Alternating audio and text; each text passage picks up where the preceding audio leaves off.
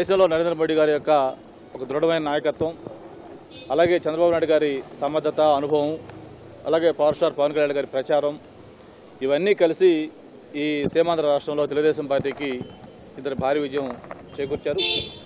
ముఖ్యంగా ఈ విడిపోయిన ఈ రాష్ట్రాన్ని అనేక సమస్యలు ఉన్నాయి. ఇప్పుడు ముఖ్యంగా ఒక పక్క హైదరాబాద్ మించిన క్యాపిటల్ నిర్మాణం చేసుకోవాలి, దాంతోపాటు ప్రతిదీ కూడా పునాదుల నుంచి నిర్మాణం చేసుకుంటూ వస్తూ ఈ రాష్ట్రాన్ని అభివృద్ధి పథంలో తీసుకెళ్లాలంటే దానికి ఒక చంద్రబాబు నాయుడు నాయకత్వం ఒక్కటే సరైనమని చెప్పని ప్రజలు ఒక ప్రగాఢమైన నమ్మకంతో ఇంత భారీ విజయాన్ని అందించారు. ఏదైతే ప్రజలు పెట్టుకున్న నమ్మకం ఉందో ఆ నమ్మకాన్ని ఉమ్ము చేయకుండా తప్పకుండా ఈ సీమాంధ్రంలో ఒక స్వర్ణాంధ్ర చేసే విధంగా, దేశంలోనే ఒక మంచి రాష్ట్రంగా అభివృద్ధి చేసే విధంగా చంద్రబాబు గారు తప్పకుండా కృషి చేస్తారని ప్రగాఢంగా నమ్ముతా ఉన్నాం. మరి మనకు అన్ని రిసోర్సెస్ ఉన్నాయి. ఓ పక్క హ్యూమన్ రిసోర్సెస్ కానీ, లేకపోతే ఎంటర్ప్రెన్యూర్షిప్ కానీ, లేకపోతే బ్రహ్మాండమైన కోస్ట్ లైన్ కానీ, ఇవన్నీ ఉన్నాయి. అయితే దీన్ని కరెక్ట్గా ప్రాపర్గా ప్రొజెక్ట్ చేసుకొని కరెక్ట్గా మంచి అడ్మినిస్ట్రేషన్ ఇవ్వడం, అలాగే ఢిల్లీ నుంచి ఎక్స్ట్రా నిధులు తీసుకొచ్చి ఒక మంచి డెవలప్మెంట్ చేసుకోవడానికి అవకాశం ఉన్న ప్రాంతానికి ఇటువంటి సమయంలో చంద్రబాబు గారు ఈ బాధ్యత చేపట్టడం అనేది చాలా చారిత్రక అవసరంగా అందరూ భావించారు. కాబట్టి మరి శ్రీకాకుళం దగ్గర నుంచి అప్ టు గుంటూరు వరకు అయితే ఒక ఏకపక్షం తీర్పిచ్చారు. మరి తప్పకుండా ప్రజలు శాంతి, అభివృద్ధి ఇవన్నీ కోరుకున్నారు. కాబట్టే తెలుగుదేశం పార్టీకి ఇంత భారీ మెజారిటీ వచ్చిందని చెప్పి భావిస్తూ ఉన్నాం. ముఖ్యంగా అవతల వైఎస్ఆర్ పార్టీ వాళ్ళు ఒక మైండ్ గేమ్ ఆడుతూ రకరకాల ప్రచారాలు చేస్తూ ఒక హైప్ క్రియేట్ చేయాలని చూసినా కూడా ప్రజలు వాస్తవాలు ఏంటో తెలుసుకున్నారు. సమర్థతకి, అనుభవానికి పట్టం కట్టారు. చంద్రబాబు నాయుడు గారిని ఇటువంటి ఒక చారిత్రక సమయంలో ముఖ్యమంత్రిగా పనిచేసే అవకాశం కల్పించారు. మరి దాంతోపాటు నరేంద్ర మోడీ గారు కూడా దేశం మొత్తం మీద కూడా కాంగ్రెస్ పార్టీ ఒక అవమానకర రీతిలో ఎప్పుడు కూడా పార్టీ పెట్టిన తర్వాత కనీస ప్రతిపక్ష స్థాయి హోదా కూడా రాకుండా ఇన్ని తక్కువ సీట్లు రావడం ఇదే మొట్టమొదటిసారి. మరి సీమాంధ్రలో అయితే కనీసం అసెంబ్లీలో ఒక సింగిల్ ఎమ్మెల్యే కూడా లేకపోవటం, అంతేకాకుండా సాక్షాత్తు పీసీసీ ప్రెసిడెంట్ దగ్గర నుంచి ముఖ్యమంత్రుల దగ్గర నుంచి కీలకమైన మంత్రులు అందరూ కూడా దాదాపు డిపాజిట్లు కోల్పోయారు.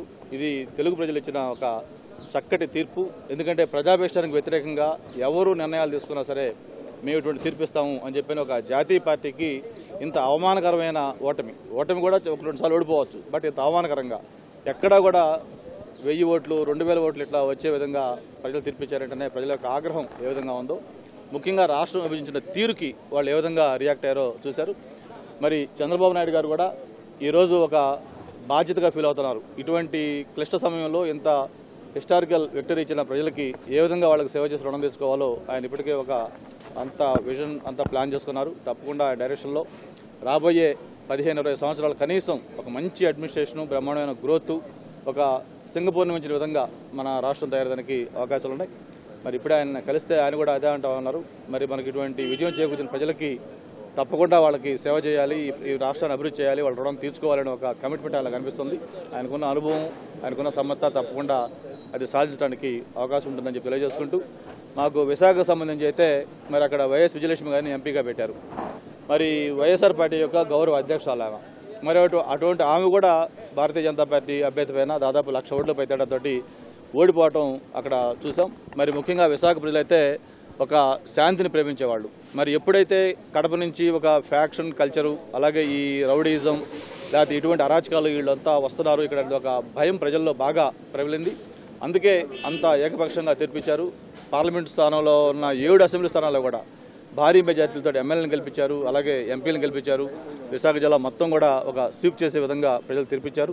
మరి వాళ్ళందరూ కూడా ధన్యవాదాలు తెలియజేసుకుంటూ, మరి ప్రజలు ఇచ్చిన తీర్పుకి వాళ్ళకి ఎప్పుడు కూడా మేము కృతజ్ఞతలై ఉంటాం. వాళ్ళు ఏదైతే అభివృద్ధి కోసం ఒక మంచి దీనికోసం ఓట్లు ఇచ్చారో తప్పకుండా వాళ్ళకి సేవ చేసి వాళ్ళ రుణం తీర్చుకోవడం కోసం అందరూ కూడా కృషి చేస్తాం. ప్రజల కష్టాల ముందు నేను ఇచ్చింది ఏమాత్రం గొప్పగా వాళ్ళు ఇబ్బందుల్లో ఉన్నారు. ఆ ఇబ్బందులను అధిగమించడం కోసం నేను ఒక నిర్దిష్టమైన హామీలు నా పాదయాత్రలో కానీ మిగిలినప్పుడు ఇచ్చాను.